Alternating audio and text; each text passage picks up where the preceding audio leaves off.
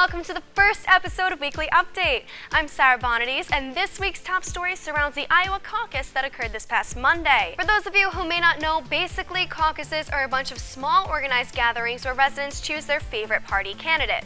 Republican participants listen to speeches and then they vote by a secret ballot, while the Democrats split up into their candidate station and persuade others to support their fellow candidate.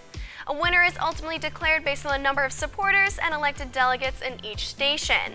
According to the American press, on the Republican side, Ted Cruz won with 8 delegates and 27.6% of the vote, and was closely followed by Donald Trump with 7 delegates and 24.3% of the vote. The Democratic caucuses were even closer, with Clinton winning by 0.2%.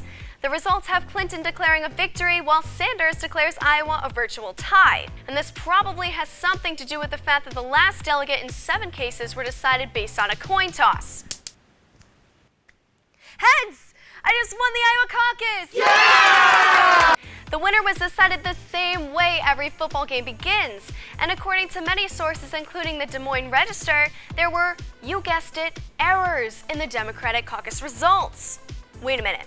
Errors? You mean to say that there were errors in a coin toss? Really? Apparently, both campaigns have concerns regarding what happened Monday night, and the Democratic Party is currently investigating. To solve this issue, the 2 candidates have decided to go head-to-head in a game of rock, paper, scissors. I'm joking, but is a coin toss really the best way to decide who should win? The Iowa caucuses are very important because it's the first time the candidates are voted on by members of their party. In addition, Iowa's results have historically played a huge factor in how neighboring states vote. And with the New Hampshire primary in just a few days, many believe that the caucuses should be taken more seriously. If a coin toss isn't enough of a controversy for you, how about the fact that the first place Americans get the chance to vote on their party's candidates are in a state with a 90% white population?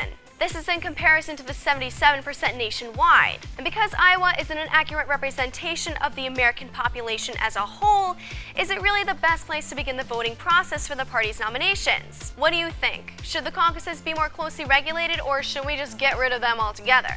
And what are your predictions for the New Hampshire primary? Comment below, and don't forget to like and subscribe. This has been Weekly Update. I'm Sarah Bonadies, and I'll see you next week.